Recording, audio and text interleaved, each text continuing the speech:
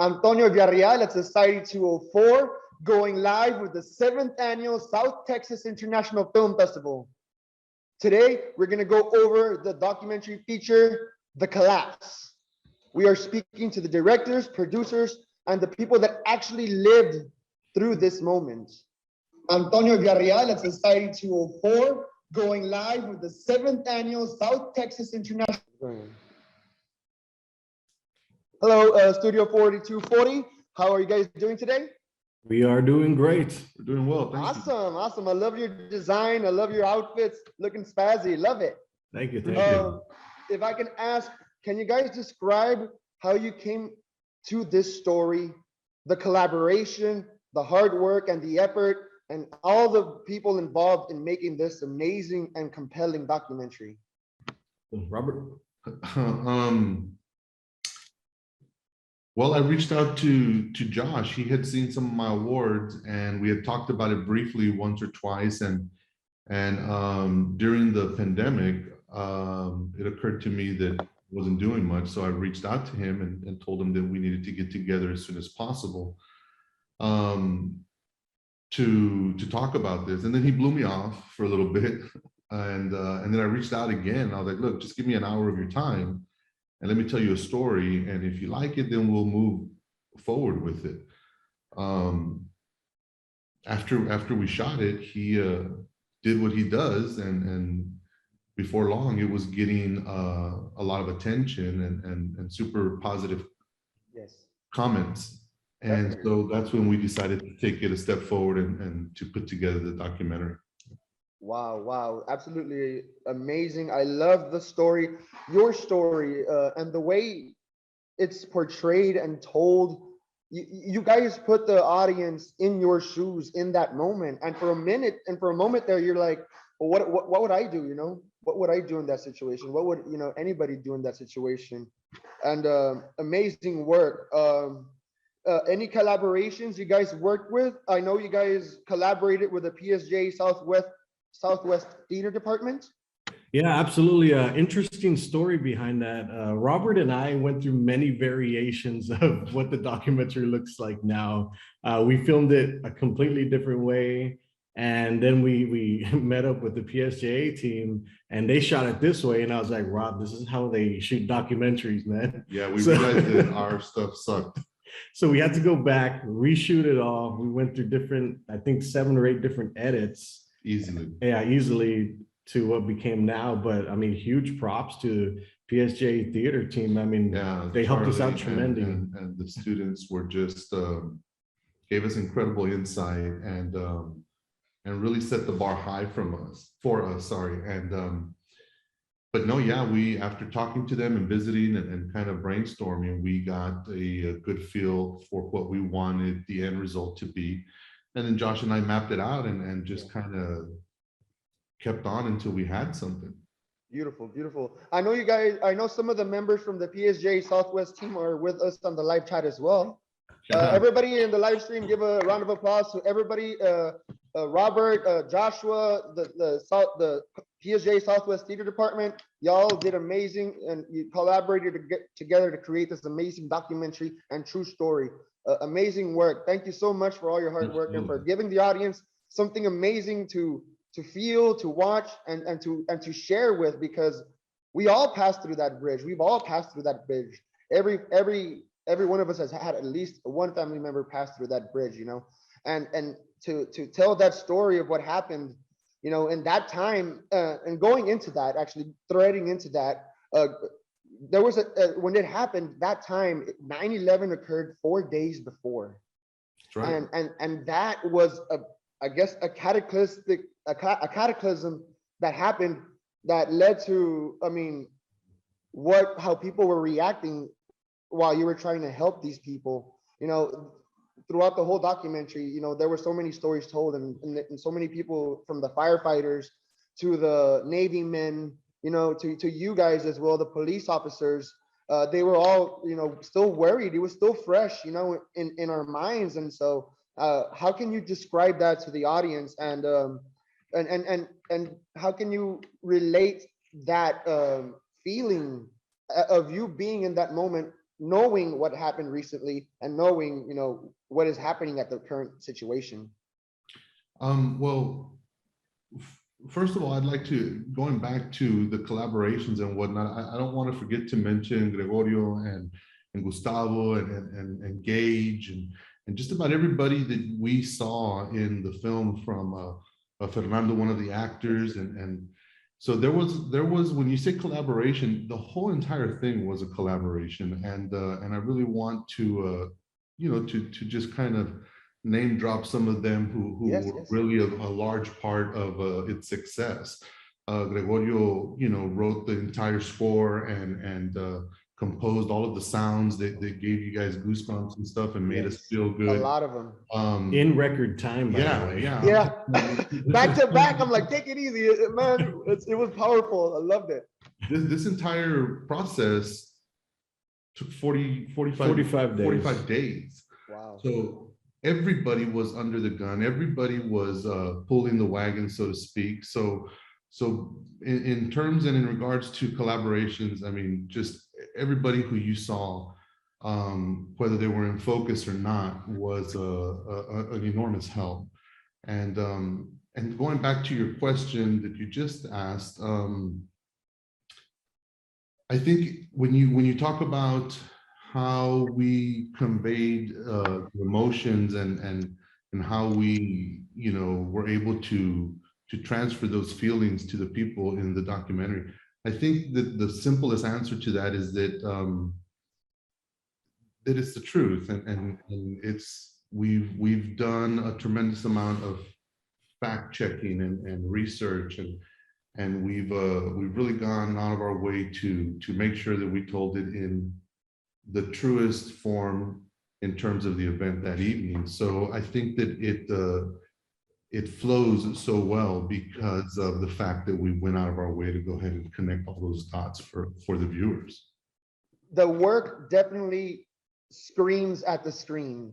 You can definitely see the hard work, the long hours, the collaborations. It took a village to make this film, and everybody involved in it did an absolutely amazing job, from the theater department, from Joshua to the actors to the music composers. Everybody played their part and everybody created this very important film, I believe. Not only important for the Rio Grande Valley, you know, but you know, a story of humanity. I guess that's the current theme with this festival, humanity, right? Like finding that humanity. Like anybody in that situation that you were in would have easily turned away out of fear, right? And Antonio, guys, I think it's important to talk about, like, these stories don't come around very often. So I was very hesitant to come on board and be able to tell it the right way, the most truthful way. And I was very adamant, like, we have to find all these people. I mean, we flew to Washington to go meet with one of the Coast Guards. Like, that's how involved we were in this project. So I think we knocked it out of the park. We did a pretty good job, man. No, you guys, round of applause. You guys knocked it out of the park. I had to rewind it and fast forward it so many times just to, you know, rewatch those compelling scenes. Like even afterwards, when you guys did all that work, going back and forth, you know, everybody sending you to so many locations. Like even after all that effort, you know, the police questioning you, putting you on detained and hold, like even throughout all of that, your humanity was still there. And that thing, and the thing that the act that all of that you and your friends, your family did that night echoes and echoed. And now with this film, it echoes at an even broader perspective to many people, to show and tell that we are good, that humans are good. Like we can be bridges, we can be those people to give out that hand, and it only takes one gesture, and you and your family and your crew did absolutely amazing. We have some comments coming in from the live chat. A comment from Rex Rivas: great job on the production. It had everything a good documentary should have. Thank you, Excitement, Rex. hope, sadness, everything everything. They absolutely loved it. His question is I know that in showing there was additional scenes. Which were those scenes? My question for y'all is that I know that in showing there was additional scenes. Which were those scenes for you guys? So the first version of the documentary is a 60-minute long version. The people you few who watched it today are the actual very first who have ever seen this cut. And in this 75-minute version, we've included the interview with Jeff Lester, who was the Coast Guard member at the time, and with JP. And he was the EMS rescuer who freed, what's the gentleman? Sorry, Mr. Hinojosa freed him from the car. Yeah. So we included their testimony in this one and their interviews. And it took us a while to get those interviews and because of the traveling and scheduling and whatnot. And we were under a deadline to submit something to qualify into these film festivals for 2021. So since scheduling didn't allow us to meet with these individuals, we went ahead and shortened it, submitted the 60-minute version, and then resubmitted the 75 full edition to the last few film festivals that were allowing us to submit. So that's why there's two versions. So what you saw today, in addition to the 60-minute, were those two testimonies and some graphics and some other stuff that we included. Wow, beautiful, beautiful. And it's won so many awards because of the realness and how you guys portrayed that true human emotion, that true human response. Like, wait a minute, no, we got to do something. There's people in the water. We have another comment from Crystal Rivers. Very emotional. Hoping this documentary brings more awareness to our local leaders for more manpower in such types of situations. Excellent job. Excellent job. And I agree. Excellent job, guys. Excellent job. Going off of that, and going off of what we spoke about, all these different interviews with all these different individuals involved in this documentary, in this true story, out of all those individuals, which one to you stood out the most? I know for me it was when that fireman was getting that man out of the car. He had to literally break his leg to free him and use all his strength to get him out of the car. And even that thing that he mentioned about us wanting to survive, us wanting to live, like even he himself helped him get out of the car. And it just goes to show the amount of power and strength that we each as individuals carry within us, and that power to help, that power to care and love. Something else, I guess it brought a mysterious intrigue into the film for those people that caught it. And I absolutely loved it. And that's one of the parts where I rewind it, was when you called René's family, when he asked you to call his father. And when you called him, a woman answered. And she was telling you to calm down, that everything was going to be all right. And can you describe a little bit? I don't want to give it away. I want you to describe it as best as you can. Well, yeah. So that as it was depicted in the documentary, I was asked to call to notify whomever I could get a hold of that he was in an accident. The first call was answered by a woman, and as I'm trying to frantically explain to her that I got her number from this gentleman who was in this really catastrophic accident, she would pay no mind. She would just kind of try to pacify my nerves and just tell me that everything was going to be okay, and for me to be calm, and that we were safe. And I would become, flustered and frustrated. Like I was assuming at the time that maybe, because it was in the early mornings of the day, I think it was like 1 something, maybe 2 o'clock in the morning already. So I was thinking that maybe she was half awake and half asleep, because it almost sounded like that. So it took a couple of these calls before I reached back out and spoke to his father. And it turns out what his father said was that she had passed away not so long ago, right? Yes, so apparently after the fact, we find out that that the individual's mother had indeed passed 2 weeks prior to the accident. Wow. I mean, that in itself speaks so many volumes. Like, I don't even have to describe what that is to people. People know what that is, and it's just amazing how things connect and how things synchronize for our betterment and our good. We have a question from Janie. She's interested in hearing from PSGA Southwest team and how they got involved with this project. And going off of that, I have a second question as well for the students. Well, let's just go off that question, and then we'll have this question for the students right afterwards.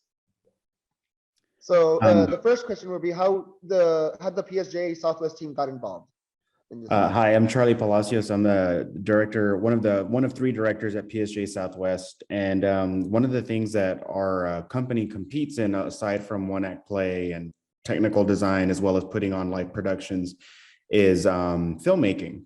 And the previous year in 2021, we were so fortunate enough to compete in the UIL filmmaking, Young Filmmakers contest, and received the state championship for a documentary we did on a local story. Wow. And as soon as the year was over, our team was very hungry to find another story within our community that no one else can tell but us. And upon looking, for stories and searching online and talking to people, we're sent a link for Joshua Moroles's podcast, and it is the narrated story of the Queen Isabella collapse by Robert. And this was the first, I believe, the first thing that they've released on this project or this story. And it was all audio. And I remember after hearing it, I said, we have to find a way to get involved and, shoot a short 7-minute documentary on this story.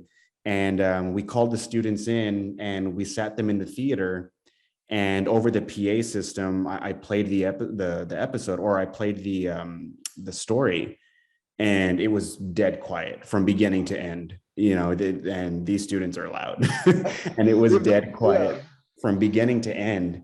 And at the and there were gasps and sighs, and when it came to the woman in the water, when it came to how poetically Robert described cars flying off, and how visual he was with his words, it was almost like you could see it. And that's what made us feel like and really want to jump on this project. And shortly after, on behalf of the team, I spoke with Joshua. I gave him a call. I sent him an email, and then I believe a message on Facebook, and we finally got in contact, and we discussed some ideas, and we finally brought him into the theater to talk to the students and to kind of, we wanted to introduce where we were coming from. And they were just getting started on the project as well, on the film project. And so it became, instead of us doing just the 7-minute documentary, it slowly became a collaboration to where we were both our Southwest Theater film team and Joshua and Robert were sitting in on these same interviews, conducting them, whether it was going out to South Padre Island and chartering boats, or getting in contact with Gustavo or Tony Salinas. It became a collaboration between the theater department and Robert and Joshua, and the students, myself, and I believe them as well. We all learned so much from each other throughout the process. I mean, especially the story. These students, I believe, were babies or weren't alive, and have only heard inklings of the story. Have only heard, what people remember. But even myself, I was maybe a young teenager at the time. I remember the event, but the story was never visualized from a personal point of view, like Robert's or Tony's or JP's for that matter. And so for years and years, this kind of became, a tale, right, of this tragic event. And it was, the bridge collapsed and a boat hit it, but never was this personal story that was connected to it ever told until now. And when it did come out, it was explosive. I thought it was just so compelling. And yeah, that's how we came to meet. And I think we both had a common interest in telling a story of the community, about the community and for the community. And so it became a really, really fun process. I believe our film team worked on it from about, I want to say July until the very last minute of our submission, was early January. Wow. Wow. That's just, I absolutely love that the school was involved in creating a monumental story. And not only that, but I'm the school had won already a lot of an award on filmmaking. And it goes to show that what you teach and what you bring to these students, what you bring is life and hope and helping them, pursue these goals, pursue these arts. And it's amazing that, you reached out to Joshua and that you both work together, Joshua and Robert and yourself and the students working together to compile this amazing footage, these amazing songs, these amazing graphics, and what you mentioned, the story does, the way Robert just explains the story, tells the story, it puts you in his shoes, like the words he uses, like that metal scraping, like as if a shovel was being slid across the ground, like you can just picture that, but intensified times 10, as you're in there. We have a comment from Zarina Baragan. She said, amazing documentary. You all did fantastic. You all did a fantastic job putting this together. Robert, your storytelling skills literally put us all there as the story unfolded. Thank you. Thank you very much. Thank you. And going off of that, Robert, hearing that noise, that shovel noise being slid across the ground, as you just moved, literally, you had just like picked up anchor and moved like a couple of feet away. What was that first, like, to the audience, hearing us, the live audience, so they can feel what you felt? What was that initial moment, like that loud bang? What was that moment like for you? Honestly, while we were on the boat, you could hear the music coming from Louis' backyard, way off in the distance, and it's kind of like the house music going on, and so we were kind of just trying to guess what was playing and kind of make out the music. So everybody was kind of doing their own thing, and we were talking, and it wasn't very quiet anymore. We had just stopped and started to fish again, and then that sound came and it echoed, and it seemed like it came from everywhere almost and nowhere all at the same time. I use that analogy because after that accident, there have been times when I've been on a construction site or been near something that I can hear, like a big excavator or a machine ripping through concrete during a demolition, and that scrape is very distinct. We all recognize that metal with concrete, when these two really strong materials meet, they make that sound, and we all kind of know it. And so I've always associated that with it, and that night it was that sound for a bit, but then that sound, that metal scratching sound, was swallowed by the boom when the massive highway hit the water. And that was the boom, so, and it was ongoing because I'm thinking that pieces were falling. So it was, at first it was that really, really long scratching metal sound, and then all of a sudden you couldn't hear that because all we could hear was the boom. Wow. And so that crashing sound was loud enough for us to finally gauge where it was coming from, and we turned to look, and that's when it looked like it was like raining. And wow. I mean, it was terrifying being in that moment. Nobody wants to even imagine being in those shoes. Gentlemen, we have 5 minutes left. Joshua, where can we find your podcast, your work, your studio? I know you guys just opened up an amazing studio. Make sure everybody in the live chat including the theater teachers, students, everybody write your handles on the live chat. That way everybody can follow you and support your work. Go ahead, Joshua.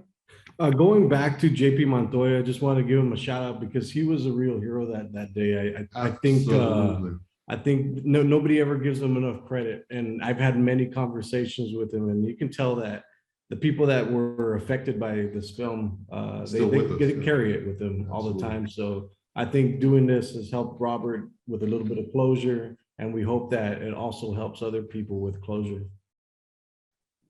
Wonderfully said, and I absolutely love that you guys brought this film to life.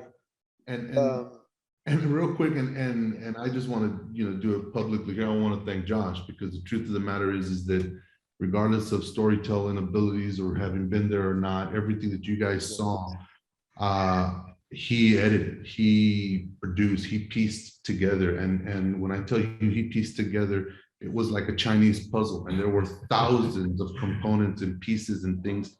And this guy sat in front of his computer and worked frivolously for hours on end until we got it done. And I think we see the end product and really don't appreciate sometimes how much intense focus went into it.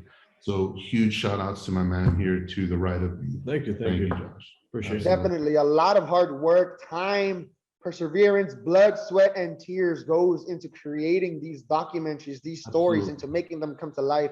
And I'm very happy, Joshua, that you got involved with this story as well with Robert, that you were able to bring what he went through, that you were able to bring closure to so many families and people with this film and with your work. And I'm sure a lot of the audience, as you can see,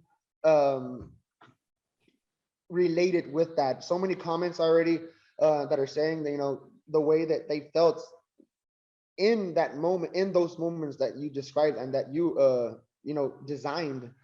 They're actually going to extend us 10 more minutes, which is awesome. Oh, cool. Okay. Woo! All right, let's go. We have a question. Susan Smith, for the students. Did you know of this event prior to helping with the doc? I know Carlos already mentioned a little bit about it, but I want to see your angle. We can go with Alan. Not at all. I think it was like there's no words to describe being sat in the auditorium when they showed it to us and hearing the story for the first time, because growing up, it's, vamos a ir a la playa, we're going to the beach, right? And you go over that bridge so many times, and then you're sat in the auditorium. It's like, that happened here where I live in my hometown. You just don't think about it, and then hearing the story, and like we've been saying it throughout this entire session on how well the story is given to us. It's like you're there with every description. There are no words. I have trouble describing how I feel about it, because I wasn't even alive in all my life until that auditorium. I knew nothing about it. So in reality, I didn't know until I was brought this great story. And I'm so, so glad that we got the chance to make it into a 7-minute documentary and help the process, Thank you, Alan. It's good to see you, buddy. It's good to see you. I'm glad to be here. Absolutely. Beautiful. Wow. Passion flows through each and every screen here, from the gentleman in Studio 4240 to Carlos Palacios to you, Alan. I can definitely see that passion flaring and burning. We have another question. Are the PSAJ students getting involved with other local filmmakers? Are you planning on getting involved with other local filmmakers? This is the first time that we've collaborated. In the past, we've put together documentaries about community, either like last year was on the historic scene in El Rey. We collaborated with Bert Guerra quite a bit, who has all the knowledge in the world about filmmaking, but he was very accommodating with that. And the year before, we did a documentary on a local tattoo artist. But this was the first time that we've collaborated with a filmmaker. And someone who was actually producing a story similar, or the same story that we wanted to, ours being much more condensed for the competition. But I think the cards just fell in the right way perfectly. We had no idea they were even Robert and Joshua were even gonna start this journey of creating a film. And I think both of us, starting that at the same time was just a great way for both of us to produce content respectively. Wow, wonderfully said. I Absolutely. absolutely love that. I guess threading off of that, working, did that motivate your students, Carlos, Alan? Did you get motivated after seeing your hard work and in collaboration with Joshua and Robert? How did that change? I can imagine it created a different atmosphere in your class, in your school. Can you describe that to the audience?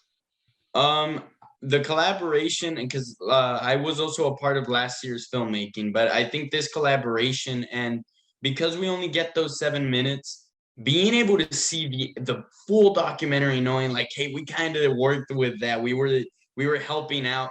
It adds so much more. It's like you're a part of something bigger. It's not just your 7-minute film. This is a story that happened in our backyard, it happened in our hometown, and you're helping bringing it out. So this story means a lot. It's not just 7 minutes. It's the story that everyone's working together to tell after these long 20 years. I mean, I didn't even know about it. Wow. And it keeps it alive for future generations as yourself. Yeah. A very amazing job you and your schoolmates did, and your team, your teacher, tremendous job. We have Shout one out more. to the We have a Museum question. of South Texas, the museum there. We actually donated our 9 series podcast to them, so they have it for historical reference for as long as they're around. Wow. Did you guys hear that? They have it for historical reference. You guys can even write it down in the chat as well. That way people can read it, if whoever has a hard of hearing. There's a question for you guys, for Joshua and Robert. Is there a reason the other 3 fishermen aren't in the dock? Yeah, they're geographically, some of them were just not, wanting to partake in it. It was just a personal decision, and we were so motivated to do it that we figured out a way to tell it the best we could without having to impose on their schedules and on their points of views and things. Definitely. I can imagine, and even then, like retelling these stories, like what you had mentioned before, people carry something. People that were involved in this carry something with them, And I Sure, can yeah. imagine the hardships and the traumas that you guys endured and faced.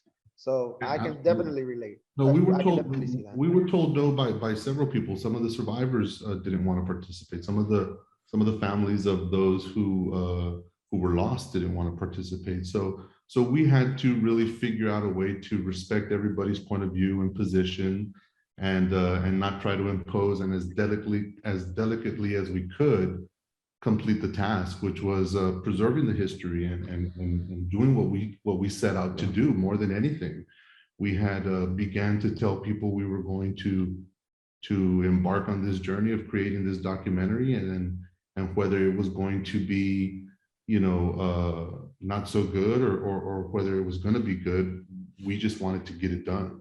And I think to add on to that this documentary was fueled by the comment section Absolutely. on YouTube. That's how it grew Wow. into such a big project. Yeah, That's just we were absolutely planning. absolutely wonderful, like how this story came together, like from the podcast to a production coming together, from collaboration with the community. That's what film's about. That's what community is about. That's what creating is about. Coming together as a community, making something that future generations are going to remember and be proud of. And this is one documentary that many are going to remember and are proud of even now. And congratulations, gentlemen. Thank you. One more question. Where can we see the PSJA students UIL film? I know, Carlos, you put a YouTube link, but do you know the YouTube channel name? Yes, as for right now, it's under the YouTube channel is just the one that I upload our documentaries and film entries on. It's in the chat, but the film, or I guess the YouTube channel, is just my first and last name, Carlos Palacios. It's titled Fishers of Men, which is an excerpt of what Pastor Hyde called the fishermen after their heroic venture into the water. But yeah, it's in the chat if someone, and if you'd like to follow the link, we're also going to be posting it very soon on our social media pages at PSJ Southwest Theater. We are actually going to Austin next Wednesday for our state film screening. We're in the final 6 films out of 600. Oh, And we are hoping to do very well there next week. They will be premiering our film at the LBJ Auditorium at the University of Texas, and following will be an awards ceremony. nice. Awesome. Good luck. Congratulations. Thank you for, and you have your community behind you. We're together. We're rooting for you. Bring home the gold. One more question, and one more question before we leave, and let's make it quick. That way we can give Joshua and Robert time to plug in their work. I see some female students in the PSJA group. How do they feel having been part of this project?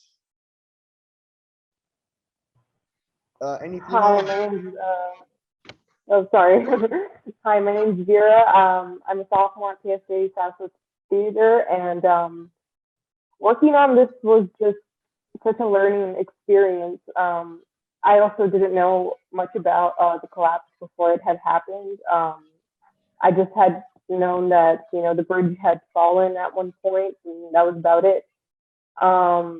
But getting to set up all the interviews and getting to work on the cameras really helped me learn how to use all this knowledge to help with our other film entries, like our narrative entries for UIL Film State. So. Wow. And how do you feel? Like, does it has it motivated you to pursue this career? Has it motivated your classmates? What's the talk amongst you? Real quick before we end with Joshua. I think it motivates all of us to just not only like to be better every year, but to tell these stories of this. South Texas stories are just not very often told, and you know, I think our niche right now is very much telling stories, like Alan said, that are just in our backyard, and I think all of us could honestly pursue a filmmaking career if we were interested too. So, yeah. Very proud of you guys and your amazing work. And I know there's going to be more amazing work, and good luck out there in your competition. You're going to do amazing. Joshua and Robert, do you guys have any plugins that you want to give before the live chat ends? Yeah, if you want to see what's coming up next with our project or dig around and find stuff about the collapse, visit the collapsedocumentary.com. Thecollapsedocumentary.com. Awesome. I know you guys wrote it down in the chat already. Anything else before we end the live stream? Any final words that you want to give to the live stream audience? Robert? No, just good evening, everybody, and be safe. All right, guys. Thank you so much. It was amazing hearing your stories, the work that went behind creating this amazing documentary. Thank you for submitting to the South Texas International Film Festival. Carlos and your amazing team, we look forward to more of your films. Joshua and Robert, we look forward to more of your amazing work and collaborations. Is there any more stories that are coming out real quick? Well, we don't want to spill it too early, but there is a couple of irons in the fire. Okay. That's a good way to do it. All right. Thank you guys so much. Have a wonderful night. And thank you all for the South Texas International Film Festival. Good night. Night. Night.